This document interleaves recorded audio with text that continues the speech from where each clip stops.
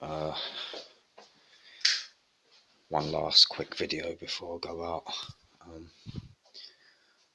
I was just watching the video, listening to myself the other day, talking about PC Philip Holds, and then sending me to Dr. Jason Old at Northampton General, whilst the police were hanging around his clinic laughing at me.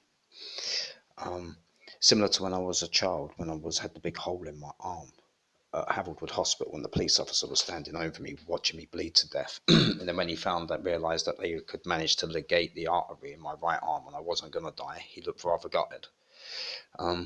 Yeah, it was very similar with Dr. Jason Old at Northampton General when the police were hanging around his clinic a year and a bit after they'd embedded the needle into the top of my leg.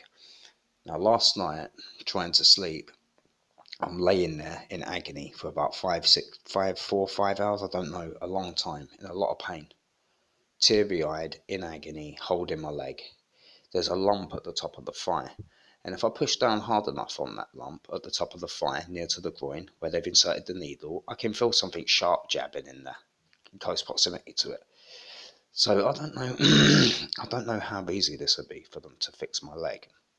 It might be a case of literally just making a rather small incision right at the top of the thigh, deep enough to be able to remove the needle.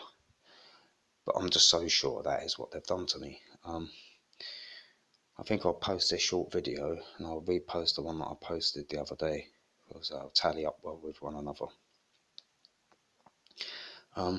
Yeah, the police hanging around Dr. Jason Old, the orthopaedic consultant at Northampton General in 2009-2010, they're hanging around his clinic. Now, ever since the suicide of PC Philip Holds, the police and the NHS, along with John Bacon and the Dixons, have been getting at me constant. They've never stopped with it. And it's like they want me to top myself, as PC Philip Holds did. That's why they've strategically skewed. That may be one of the reasons why they've strategically skewed the needle into the top of my leg. Another could be Gabby Dixon's lies. It could be between Gabby Dixon and John Bacon, or it could be an amalgamation of all of these factors, between the Bacons, the Dixons, and what they've influenced to take place, and the police being that callous in the first instance. Now, that is the reason why when I was a child, over in Havering, they thought it was funny when they were having me tortured. They thought it was amusing when they were having me butchered. When they knew they'd been having me shafted by the gaffer with the stun gun, they found it so amusing. Because as far as they're concerned, I'm the son of a woman who had association to somebody involved in the maiming and subsequent suicide of one of their colleagues. Okay, so as soon as he committed suicide in 1986, by 1987, they were having me abused.